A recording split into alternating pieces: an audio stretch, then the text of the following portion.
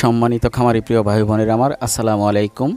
Tahiya agro poultry ফার্মের এই বেসের প্রথম আপডেটে সবাইকে জানাই আবারও স্বাগতম। বন্ধুরা, এই বেস পালনে কিন্তু আমি আপনাদেরকে কোনো ভিডিও দিই নাই, তো এটি ফার্স্ট ভিডিও এই বেসে। তো বন্ধুরা, এই বেসে কিন্তু আমি বিশাল একটা সমস্যার সম্মুখীন হয়েছি। তো আমি মনে করলাম এই বেসে যে সমস্যাটার সম্মুখীন আমি হয়েছি, তো ওই বিষয়টা সম্পর্কে আপনাদেরকেও কিছুটা অবগত করি। তো বন্ধুরা, আজকে চলে আসলাম এই ভিডিওটি নিয়ে। তো এই ভিডিওটির মধ্যে কিন্তু আপনারা যে বাচ্চাগুলো দেখতে পাচ্ছেন, তো এই বাচ্চাগুলোর বয়স কিন্তু আজকে 24 দিন। তো এখানে যে বাচ্চাগুলো আপনারা দেখতে পাচ্ছেন, এখানে কিন্তু 1200 বাচ্চা আমি নিয়েছিলাম। এখানে 1200 বাচ্চা থেকে কিন্তু আমার প্রায় 150 বাচ্চা মারা গেছে। তো 150 বাচ্চা মারা যাওয়ার একটা কারণ আছে, তো কারণটা আপনাদের কাছে বলবো। তো বন্ধুরা, আমার এই সেটটিতে কিন্তু 1200, 1300, 1400, 1500 বাচ্চা আমি পালছি। তো দেখা গেছে সময় বেঁধে আমি এখানে বাচ্চা তুলি। তো যেহেতু এখনো গরমের সিজন, তো এই হিসাবে আমি বাচ্চাটা কিছুটা কম তুললাম। তো এই বেসে আমার যে বাচ্চাগুলো মারা গেছে আমি নিজেই অবাক। তো আমার কোনো সময় এত বাচ্চা মরে না। তো 1000 মুরগি থেকে সর্বোচ্চ আপনার 25 বা 30টা বাচ্চা মরেছে। তো এত মুরগি কিন্তু মরে নাই। তো এখানে দেখেন 1200 বাচ্চা থেকে কিন্তু 150 বাচ্চাই মারা গেছে। তো এখানে আরও রিজেক্ট হবে, আরও এমন 40-50টা মতন রিজেক্ট হবে। ধরেন গাড়িতে আমি সর্বোচ্চ দিতে পারবো এখানে 1000 মুরগি। তো এখান থেকে 1000 মুরগি যদি আমি গাড়িতে দেই, তাহলে দেখা গেছে বন্ধুরা দেখেন আমার 200 মুরগি কিন্তু এখান থেকে নাই হয়ে গেল। তো 200 মুরগি যে নাই হয়েছে, এটার একটা কারণ ছিল। তো বন্ধুরা, এই বাচ্চাগুলো আমি যেদিন নিয়েছিলাম সেই দিন ছিল প্রচণ্ড বৃষ্টি। তো সারা রাত ব্যাপী গুড়ি বৃষ্টি পড়ছিল। তো ওই বাচ্চাগুলো আসছিল কিন্তু আপনার সিরাজগঞ্জ থেকে, তো প্ল্যানেট কোম্পানির বাচ্চা। তো ওই বাচ্চাগুলো যে গাড়ি দিয়ে আসছিল, ওই গাড়িতে কিন্তু তেমন আপনার যে গাড়ির যে কন্টেন্টটা ছিল আপনার একেবারে নেটের বেড়া, ঠিক আছে। তো কোনো ডাকনা ছিল না। ওই ডাকনা না থাকার কারণে দেখা গেছে সারা রাত ব্যাপী বৃষ্টির পানি এবং ঠান্ডা বাতাস লাগার কারণে দেখা গেছে গাড়িতে নিউমোনিয়া লেগে গিয়েছিল। তো এখানে আমি অনেকগুলো কার্টুন ভিজাও পাইছি। তো তাও আবার দেখেন এই বাচ্চাগুলো কিন্তু আমার বাড়ি থেকে আরও 1 কিলোমিটার দূর থেকে রিসিভ করা লাগছে। তো অনেক বড় গাড়ি ছিল, বা গাড়িটা আমার ফার্ম পর্যন্ত আসতো না।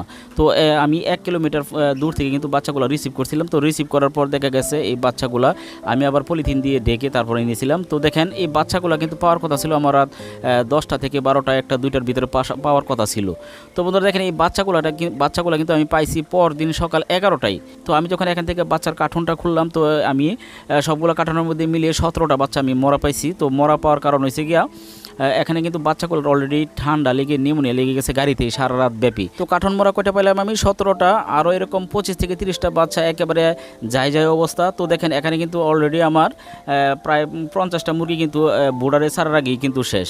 তো এখানে এই বাচ্চাগুলো যদি আমার সন্ধ্যার দিকে পেয়ে যেতাম, বা 10টা মানে ফজরের আগে যদি পেয়ে যেতাম, তাহলে হয়তো এই সমস্যাটা হতো না। তাও আবার এই বাচ্চাগুলো আসার দিন কিন্তু সারা রাত্রি বৃষ্টি ছিল। তো এখানে দেখা গেছে আমার বাচ্চা ব্রোডিং করাকালীন সময় এখান থেকে 120 থেকে 30টা বাচ্চা মরে গেছে। তো বন্ধুরা, আমাদের মধ্যে অনেকে আছে যারা বাচ্চা নেওয়ার সময় যদি এরকম সমস্যার সম্মুখীন হয়, হয়তো বুঝতে পারে না কী কারণে কি হয়েছে।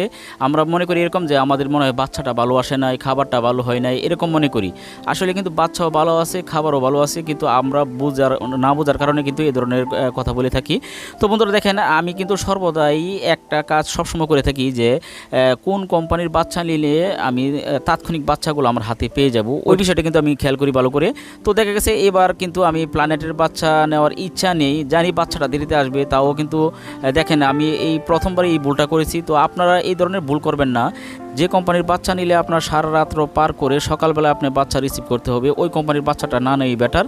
তো দেখেন বিভিন্ন সমস্যার কারণে কিন্তু দেখা যাচ্ছে সারা রাত্র এই বাচ্চাগুলো জার্নি করার কারণে বিভিন্ন সমস্যার কারণে কিন্তু বাচ্চাগুলো কিন্তু কেড হয়ে যায় বা নষ্ট হয়ে যায়, বিভিন্ন রোগে আক্রান্ত হয় বা মুরগি দুর্বল হয়ে যায়, যার কারণে মুরগি বিক্রি করার আগ পর্যন্ত আমাদের এখান থেকে অনেকগুলো বাচ্চা মারা যায়। আর আমরা এটাই মনে করি যে মনে হয় খাবারটা ভালো না বা বাচ্চাটা ভালো পড়ে নাই, এরকম মনে করি। আসলে বাচ্চাও ভালো থাকে, খাবারও ভালো থাকে, আমরা শুধু এই ভুলটা করার কারণে কিন্তু আমাদের বাচ্চাগুলো নষ্ট হয়ে যায়। তো বন্ধুরা, আমি আপনাদেরকে একটা কথাই বলবো, আপনারা ডিলার থেকে মুরগি পালন করে থাকেন অথবা ক্যাশ টাকায় মুরগি পালন করে থাকেন, আপনারা চেষ্টা করবেন যে কোম্পানি থেকে বাচ্চা নিলে আপনি রাত 12টার ভিতরে আপনি বাচ্চা পেয়ে যাবেন, ওই কোম্পানি থেকেই আপনারা বাচ্চা নেওয়ার চেষ্টা করবেন। তো বন্ধুরা, আজকের এই ভিডিওটির মধ্যে আপনাদেরকে এই মেসেজটা দেওয়ার কারণ হলো আমি যে ভুলটা করেছি সেই ভুলটা যেন অন্ততপক্ষে আপনারা না করেন, সেজন্যই আজকের এই ভিডিওটি।